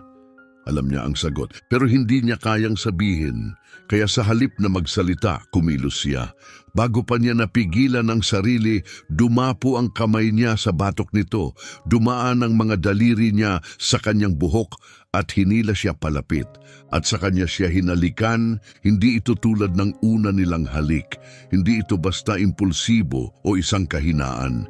Ito ay pagsuko. Mabilis na tumugon si Imelda, mahigpit na hinawakan ng kanyang jacket, hinihila siya hanggang sa wala nang natitirang pagitan sa pagitan nila. Naglaho ang mundo sa paligid. Ang ingay ng bar, ang mga tao, ang espasyo sa pagitan nila, lahat iyon ay wala ng halaga. Tanging sila lang ang natira. Nang sa wakas ay maghiwalay ang kanilang mga labi, nakita ni Pablo ang isang bagay sa kanyang mga mata na nagpakislot sa kanyang puso. Nagbago na ang lahat. Ito ba ay isa pa ring pagkakamali? Bulong ni Imelda, may hamon sa boses. Hinagod ni Pablo ang mukha niya, ramdam ang bigat ng emosyon sa dibdib niya. "Oo!" Napatawa si Imelda, isang mahina ngunit mapangakit na tawa. "Well, hindi ako sang-ayon." At sa kaibuturan niya, alam ni Pablo, hindi rin niya talaga ito iniisip bilang pagkakamali. Pero bumabagsak na siya. Sa loob ng maraming taon, ikinulong niya ang kanyang damdamin, tiniyak na palaging may kontrol siya. Ngayon, habang nakatingin siya kay Imelda, habang ramdam niya pa rin ang kanyang labi sa kanya, alam niyang tuluyan na siyang natalo. Kaya ginawa niya ang natitira pang paraan. Hinalikan niya ulit ito, ngunit sa pagkakataong ito, wala nang pag-aalinlangan, wala nang tensyon, tanging dalisay, hindi mapigilang pagnanasa. Nagpaubaya si Imelda, hinigpitan ng hawak sa kanyang shirt na parang kailanman ay hindi niya ito pakakawalan. At ganon din si Pablo. Nang maghiwalay ulit ang kanilang mga labi, isang mapanuksong ngiti ang gumuhit sa labi ni Imelda. Sa unang pagkakataon sa kanyang buhay, hindi na niya alam kung alin ang tama at mali. Pero may isang bagay siyang tiyak. Hindi na niya ito kayang labanan. Sinubukan ni Pablo na magpanggap na parang walang nangyari.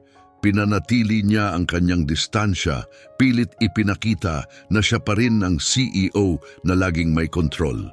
Pero hindi niya alam, hindi siya palalampasin ni Imelda. Nandyan siya kahit saan. Sa opisina, dumadaan ito ng sobrang lapit. Sa meetings, masyadong matagal kung makipagtitigan na parang alam niya kung ano ang iniisip niya. At si Pablo, unti-unti na siyang bumibigay. Dahil hindi tulad niya, hindi natatakot si Imelda na aminin ang gusto niya. At sa bawat araw na lumilipas, unti-unti siyang bumabagsak. Dumating si Pablo sa opisina, handang harapin ang araw hanggang sa may mapansin siyang kakaiba sa kanyang mesa. Isang tasang kape. Kumunot ang noo niya. Ano to? Sa kabilang bahagi ng silid, nakasandal si Imelda sa kanyang upuan, mukhang labis na nasisiyahan sa kanyang ginawa. Kape, sagot niya walang pakialam. Bakit? Nagkibit balikat ito dahil gusto ko lang. Pinag-aralan siya ni Pablo, sinusubukang intindihin ang kilos nito. Ngumiti lang si Imelda at bago pa niya namalayan, napangiti rin siya. At doon siya tinamaan, apektado siya nito, higit sa sinumang nakilala niya noon. At sa unang pagkakataon, hindi na siya sigurado kung gusto pa niyang takbuhan ito. Nasa apartment si Pablo, pilit na nagfo-focus sa trabaho. Hindi gumagana. Pagkatapos, tumunog ang kanyang telepono, isang mensahe. Imelda, nasa labas ako ng building mo. Aayain mo ba ako paakyat o magpapanggap ka pa ring walang nangyayari? Naramdaman niya ang mabilis na pagtibok ng puso niya. Pwede niya itong baliwalain. Dapat niyang baliwalain.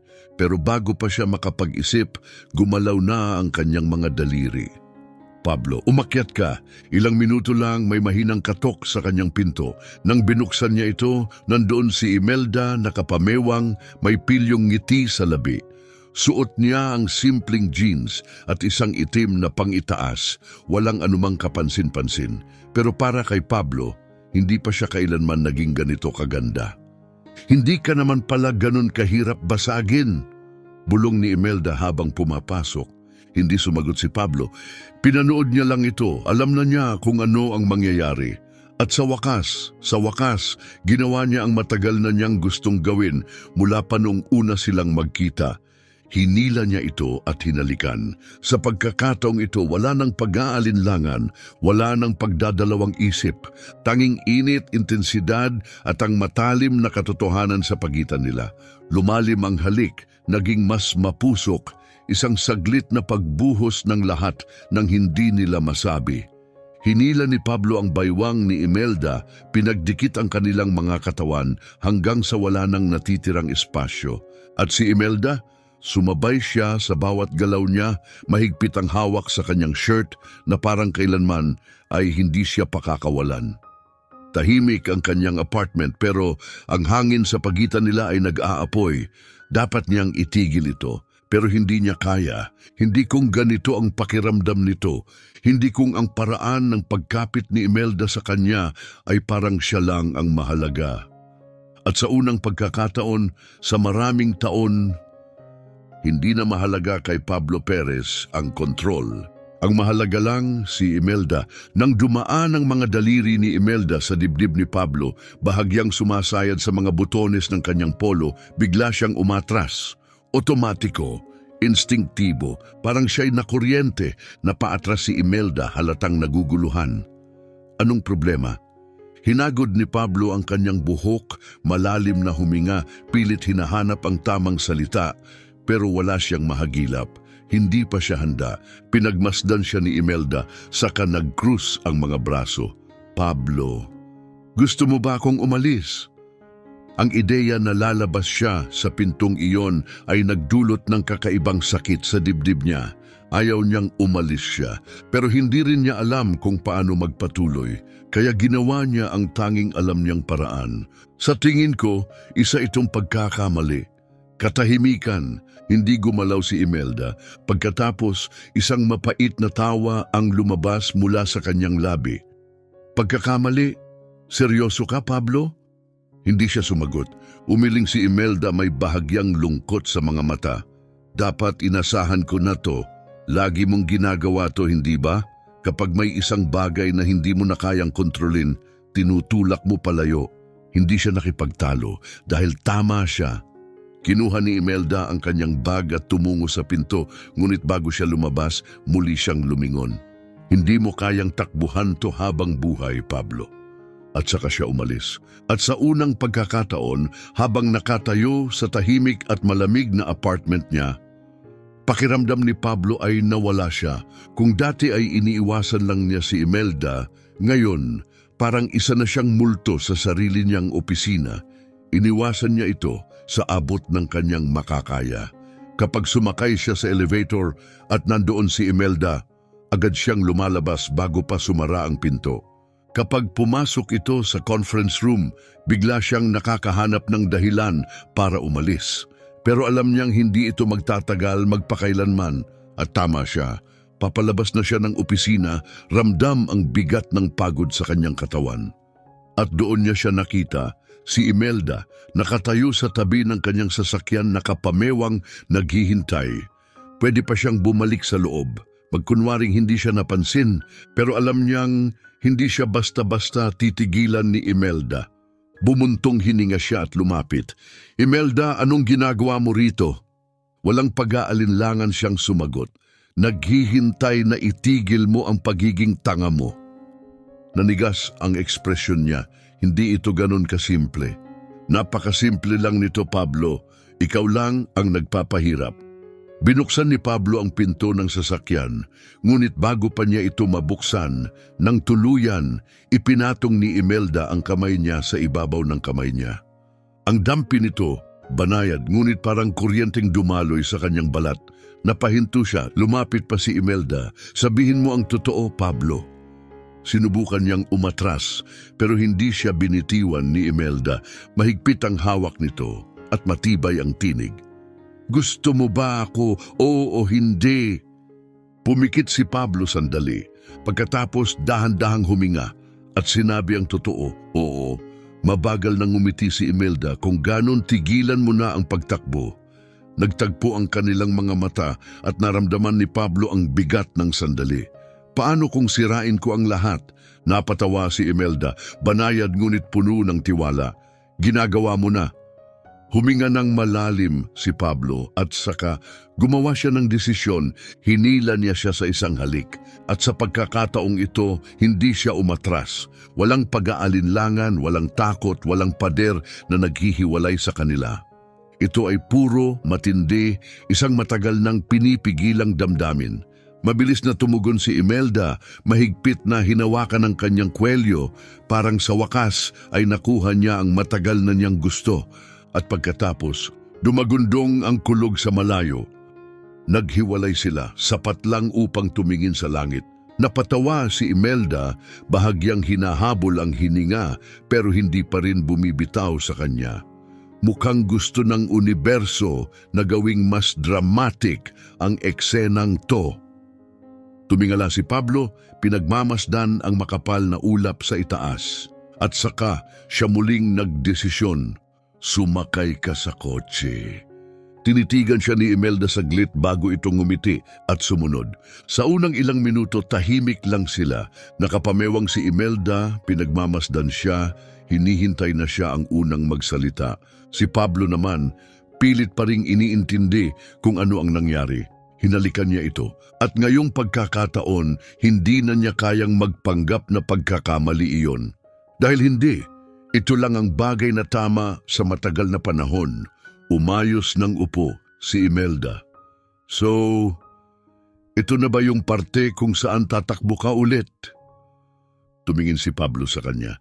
At sa pagkakataong ito, hindi na siya umiwas. Hindi! Ngumiti si Imelda. Maganda, dahil napapagod na ako sa kakahabol sa'yo. Napahagod si Pablo sa kanyang buhok, bumuntong hininga. Hindi ako magaling dito. Tumaas ang kilay ni Imelda. Saan? Saglit siyang natigilan. Sa mga relasyon. Napangiti si Imelda. Ako rin naman, pero hindi ko tingin na problema yon. Tumingin ng buo si Pablo sa kanya. Paano kung sirain ko ang lahat? Ngumiti si Imelda, may halong pangaasar at pangako sa kanyang tinig. Kung ganon, pareho nating haharapin ang resulta. Matatag at puno ng kasiguraduhan ang tingin ni Imelda kay Pablo. Kung ganon, aayusin natin. Hindi pa siya nakatagpo ng kahit sino na tulad ni Imelda. Isang taong hindi natitinag, isang taong hindi lumalayo. At sa unang pagkakataon sa kanyang buhay, gusto niyang maniwala na baka lang, pwede na rin siyang tumigil sa pagtakbo.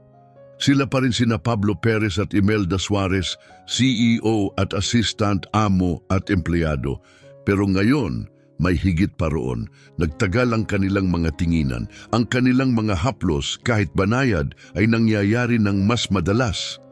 At higit sa lahat, may hindi maipaliwanag na tensyon sa pagitan nila. Mahilig si Imelda subukin ang kanyang hangganan. Minsan sa isang meeting, sinadya niyang ihulog ang kanyang panulat malapit kay Pablo. Habang yumuyuko upang pulutin ito, bumulong siya ng sapat lang para marinig niya, "Tinitingnan mo ako." Hindi nag-react si Pablo, hindi kahit sa panlabas. Pero sa loob, ramdam niya ito. Patuloy siyang hinahamon ni Imelda at ang pinakamasamang bahagi, nagustuhan niya ito. Pero hindi pa handa si Pablo, hindi lubusan.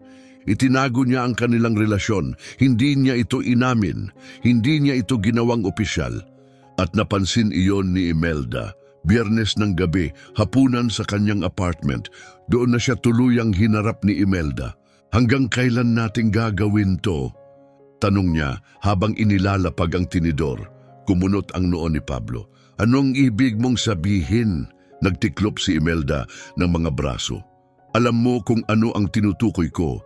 Tayo, umaasta kang magkasama tayo, pero sa parehong oras, tinatago mo ang lahat para tayong may ginawang krimen." Hindi agad siya sumagot dahil alam niyang tama siya, pero hindi niya alam kung paano ito aayusin. Napabuntong hininga si Imelda. "Pablo, nahihiya ka ba sa akin?" Mabilis siyang napatingin dito, nagulat. "Ano? Hindi. Kung ganon, bakit parang takot kang aminin na magkasama tayo?" Hinagod ni Pablo ang kanyang mukha. "Hindi yon. Hindi ko pa ito nagawa nun." Sandaling natahimik si Imelda at saka marahan niyang tinanong, "Natatakot ka bang mawala ako?" Mas matindi ang tama nito kaysa sa inaasahan niya dahil oo, takot siya. Takot siyang masanay, takot siyang magbukas ng sarili, takot siyang magtiwala at sa huli, iwanan ulit. Hinawakan ni Imelda ang kamay niya sa ibabaw ng mesa. "Pablo, hindi ako si Amelia." Napalunok siya. Mas malumanay ang boses ni Imelda. "Hindi ako siya. Hindi ako lalayo kapag naging mahirap ang lahat, pero kailangan mong hayaan akong makapasok." May kung anong nabasag sa loob ni Pablo dahil gusto niyang maniwala pero hindi niya alam kung kaya niya, at iyon ang pinaka-nakatatakot sa lahat. Ginawa ni Pablo ang lahat ng mali, hindi sinasadya, pero dahil hindi niya alam kung paano haharapin ito, mas naging mailap siya, hindi dahil gusto niya, kundi dahil hindi niya alam kung paano niya hahayaang mapalapit ang sarili niya. Napansin niyo ni Imelda, hindi siya pinilit. Pero hindi rin niya nagustuhan. Tinawag si Imelda para sa isang high-level meeting kasama si Pablo at ang mga executive ng kumpanya. At sa buong pagpupulong, hindi siya tinapunan ng tingin ni Pablo. Trinato siya na parang simpleng assistant lang, na parang walang nangyari sa kanila, at iyon ang naging huling patak. Pagkatapos ng meeting, sinundan siya ni Imelda sa opisina niya. At isinara ang pinto. Lumingon si Pablo, bahagyang nakataas ang kilay. "Ano yon?" Hindi siya nag-aksaya ng oras. "Ano ba talaga ang gusto mo sa akin, Pablo?" Kumunot ang kanyang noo. "Anong pinagsasabi mo? Gusto mo ba ako? Oo o hindi?" Katahimikan. Lumapit si Imelda, binabawasan ng espasyo sa pagitan nila. "Dahil kung hindi, sabihin mo na ngayon. Pero kung oo, wag mo akong tratuhin na parang estranghero sa harap ng iba." May mabigat na bagay na lumukob sa dibdib ni Pablo. Kailangan niyang pumili, pero hindi pa rin siya handa, kaya pinili niya ang maling sagot. "Siguro mas mabuti nang tapusin natin to." Nanigas si Imelda. Sa loob ng ilang segundo, hindi siya nagsalita at saka tumawa siya. Pero hindi yun saya, kundi pait. Kinuha niya ang kanyang bag at naglakad papunta sa pinto. "Congratulations, Pablo," aniya nang hindi lumilingon. "Nakuha mo na ang gusto mo." At pagkatapos, umalis siya. Sa pagkakataong ito, hindi siya pinigilan ni Pablo. At iyon ang pinakamalaking pagkakamali ng kanyang buhay. Matagal nang nagtayo si Pablo ng pader sa paligid ng sarili niya. Pinoprotektahan ang sarili mula sa kahit anong maaaring magpabagsak sa kanya. Pero ngayon, habang nakatitig siya sa pinto kung saan siya lumabas, Alam niya, nagkamali siya. Gusto niyang maniwala na ito ang tama, na ang pagpapanatili ng distansya ang tamang desisyon. Pero dumating ang katahimikan at doon niya napagtanto. Mas malupit ang katahimikang iyon kaysa sa ano paman. Ayaw na niyang isipin si Pablo, pagod na siya. Pagod nang hintayin siyang aminin ang nararamdaman niya. Pagod nang magpanggap na ayos lang ang lahat kahit hindi naman. Kaya kinabukasan nagpatuloy siya sa buhay niya. O hindi bababa, sinubukan niya. Pero ang hindi pag-iisip kay Pablo, hindi madali. Dahil kahit saan siya magpunta, nandun siya. Sa meetings, sa hallway, sa opisina. At sa tuwing nakikita niya ito, ramdam niya ang mga mata nitong nakatutok sa kanya. Pero sa pagkakataong ito, hindi na siya lumingon pabalik. Desidido siyang ipagpatuloy ang buhay niya nang wala siya. Hindi alam ni Pablo kung paano niya iyon haharapin. Sa simula, pilit niyang pinalalabas na hindi siya naapektuhan. Pinaniwala ang sarili na ito ang gusto niya, pero sa mga araw na sumunod, nag-iba si Pablo. Nanatili siyang parehong matigas, disiplinadong CEO. Pero sa loob, wasak siya. Hindi siya makatulog, hindi siya makapag-focus, at ang pinakamasama, hindi niya matanggal sa isip niya si Imelda. Masyadong tahimik ang kanyang apartment nang wala ito. Masyadong malamig ang opisina nang wala ang kanyang pang-aasar. At doon dumating ang nakakakilabot na katotohanan. Hindi niya alam kung paano mabuhay nang wala si Imelda Suarez. Wala siyang plano, walang distractions, at yun ang delikado. Kaya sa unang pagkakataon, nag-scroll siya sa social media at doon niya siya nakita si Imelda. Nasa isang bar, nakangiti. May hawak na inumin at sa tabi niya isang lalaki. Bumagsak ang sikmura ni Pablo. Hindi lang ito selos. Ito ay matinding pangamba dahil sa unang pagkakataon. Napagtanto niya ang isang bagay na hindi pa siya handang harapin. Kayang magpatuloy ni Imelda nang wala siya. At hindi siya handa para doon. Si Pablo Perez ay hindi pa kailanman gumawa ng isang bagay na kasing irrational nito. Pero wala siyang pakialam. Pumasok siya sa bar, ang puso niya'y dumadagundong sa kanyang dibdib. Ang pulso niya'y umaalingaw-ngaw sa kanyang tainga at sa kanya siya nakita. Si Imelda tumatawa, mukhang masaya, mukhang tuluyan ng nakalimot. At alam niya, kailangan niyang gumawa ng isang bagay. Hindi niya siya maaaring hayaan na mawala, kaya naglakad siya diretso papunta sa kanya. Mabilis siyang napansin ni Imelda at isang saglit na gulat ang dumaan sa kanyang mga mata. Ano ang... Hindi na niya natapos ang tanong. Hindi sumagot si Pablo dahil hindi niya alam kung ano ang sasabihin. Pagkatapos, nagbago ang ekspresyon ni Imelda, matigas, may bantay. Naiintindihan ko na. Nilagay niya ang kanyang mga braso sa dibdib. Tinulak mo ako palayo at ngayon sinusundan mo ako? May kung anong tumusok sa sikmura ni Pablo. Kailangan kitang makausap. Napangisi si Imelda ng mapait. Hindi. Napatigil si Pablo. Imelda, pakiusap. Bahagyang tumagilid ang ulo nito. Hindi maipinta ang ekspresyon. Ngayon ka lang nagsasabi ng pakiusap? Tahimik ngunit may nag-aalab sa ilalim ng kanyang boses. Nasaan ang pagpapakumbabang yan nang itapon mo ako na parang problema lang? Wala siyang maisagot. Napabuntong hininga si Imelda, saka kinuha ang kanyang bag. Alam mo, tapusin na natin to. Sabihin mo na kung ano ang gusto mong sabihin. Nag-alinlangan si Pablo, pero alam niyang hindi na siya maaaring tumakbo. Kaya sinabi niya ang tanging bagay na mahalaga, mahal kita. Nanigas si Imelda, hindi pa kailanman naramdaman ni Pablo ang ganitong klase ng pagiging lantad at mahina. Ano? Bulong ni Imelda na para bang hindi siya sigurado kung tama ang narinig niya. Malalim siyang huminga. Mahal kita. Hindi agad sumagot si Imelda. Pagkatapos, bigla siyang tumawa. Pero hindi ito saya. Ito ay hindi paniniwala. Talaga? Ngayon? Ngayon mo lang naisip sabihin, yan. Nalaglag ang dibdib ni Pablo. Alam kong nagkamali ako. Alam kong nasaktan kita pero... Pinutol siya ni Imelda. Pablo, matagal ko nang hinintay marinig yan. Amin niya mas malumanay na ngayon ang boses. Pero ang totoo, Hindi ko alam kung gusto ko pang marinig ito. Halos hindi siya nakahinga. Ngumiti si Imelda, ngunit may lungkot sa kanyang mga mata. Kung mahal mo talaga ako, bulong niya, patunayan mo. At pagkatapos, lumakad siya palayo. At sa unang pagkakataon alam ni Pablo kung hindi niya siya hahabulin, mawawala siya magpakailanman. Hindi kayang mawala ni Pablo Perez si Imelda Suarez. Ginawa na niya ang lahat ng pagkakamali. Tinulak siya palayo, tumakbo sa sarili niyang nararamdaman. Itinanggi ang katotohanang nasa harapan na niya.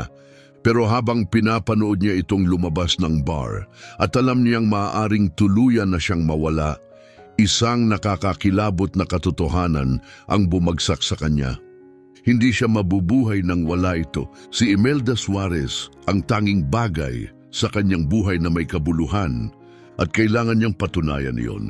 Nasa kanyang mesa si Imelda, pilit na nagfo-focus sa trabaho, pilit na hindi iniisip si Pablo.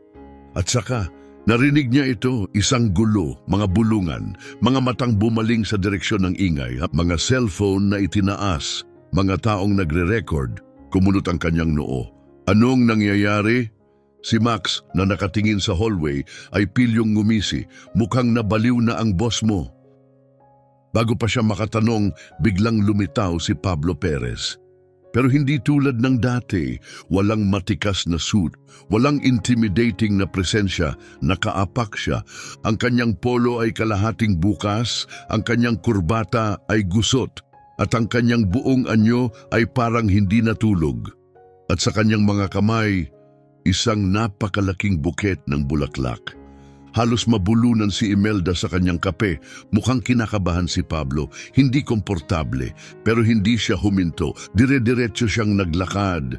Diretso sa kanya, tahimik ang buong opisina.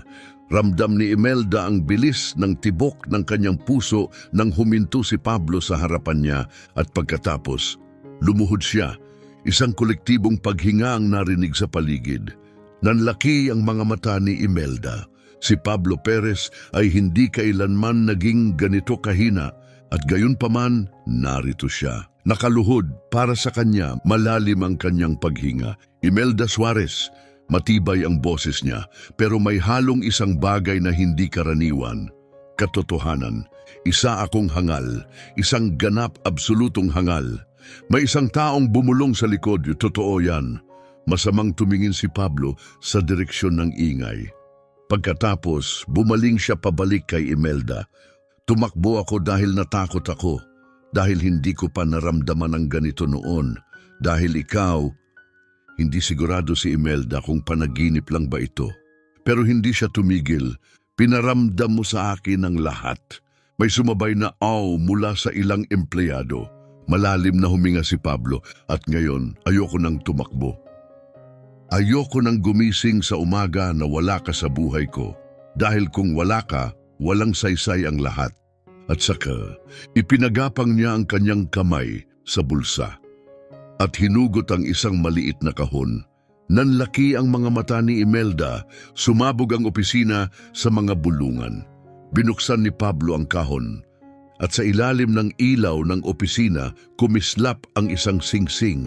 Napatigil ang hininga ni Imelda.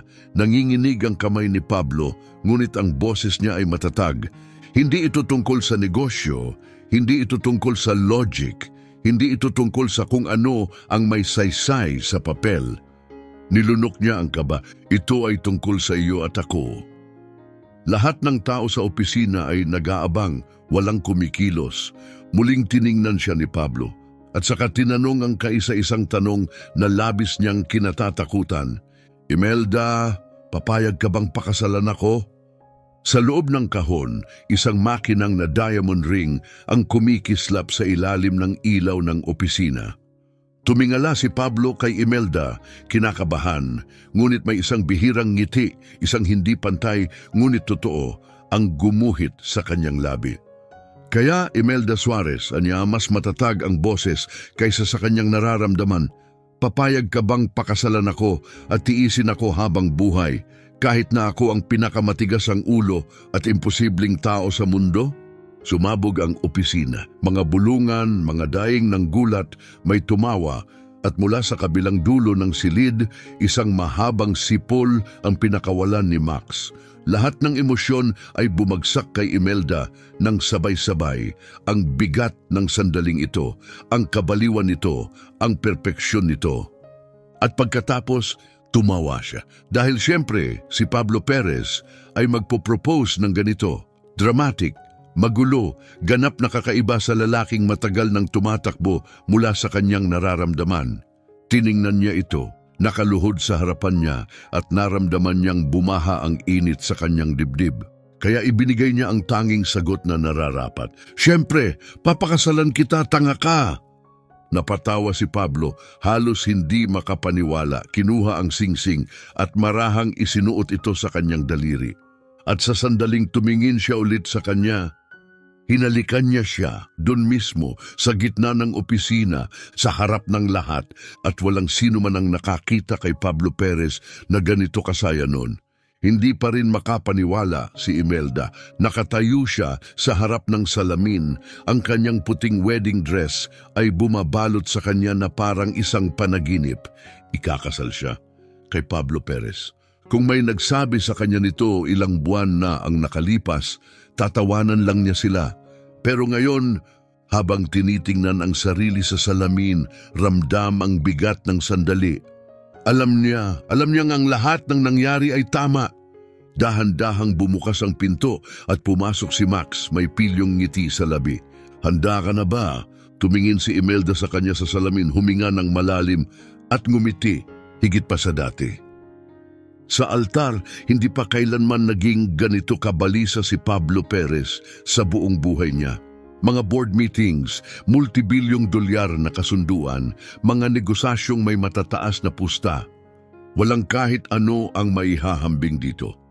Sa kanya, dahil sa sandaling nakita niya si Imelda, lumalakad papasok sa simbahan, nakalimutan niyang huminga. Napakaganda niya at sa unang pagkakataon hindi siya natakot dahil ito siya ang tanging bagay na gusto niya. Nang makarating siya sa harapan niya, nagbigay ito ng isang ngiti na parang direktang tumagos sa puso niya. Hinawakan niya ang kamay nito at bumulong, "Ang ganda mo!" Matalim na ngumiti si Imelda, "At pinagpapawisan ka." Napatawa siya ng mahina dahil siyempre napansin niya. At nagsimula ang seremonya. Ang kanilang mga pangako ay puno ng damdamin, pagmamahal at tawanan. Halos naiyak at natawa ng sabay si Pablo. At nang dumating ang sandali, ang pinakamahalagang sandali, hindi na siya nagdalawang isip dahil sa unang pagkakataon sa kanyang buhay, tiyak siya sa gusto niya. At ang gusto niya, si Max ay nagbigay ng speech na halos mapaiyak sa kakatawa ang kalahati ng mga bisita. Hinila ni Imelda si Pablo sa dance floor sa kabila ng kanyang matinding protesta na hindi siya marunong sumayaw. Spoiler, talagang hindi siya marunong. Pero wala na iyong halaga dahil nang matapos ang gabi habang sumasabog ang mga fireworks sa kalangitan, hinila ni Pablo si Imelda sa kanyang mga bisig, mahigpit siyang niyakap, hinigpitan ang hawak sa kanya. At bumulong, "Hindi ko inakalang magkakaroon ako ng ganito." Bahagyang inangat ni Imelda ang kanyang ulo upang tingnan siya. Lumambot ang tingin ni Pablo. "Nang isang tulad mo." Dahan-dahang gumuhit ang ngiti ni Imelda habang hinahaplos ang kuwelyo ng kanyang suit. "Sanayan mo na," mahinang sagot niya bago inilapat ang kanyang labi sa kanya. "Dahil ngayon, wala ka nang kawala sa akin." At sa unang pagkakataon, hindi gustong tumakbo ni Pablo Perez. Gusto lang niyang manatili habang buhay. Ano ang masasabi mo sa kwento ni na Pablo at Imelda? Iwan ang iyong opinyon sa mga komento. I-rate ang kwentong ito mula 0 hanggang 10. Anong score ang ibibigay mo?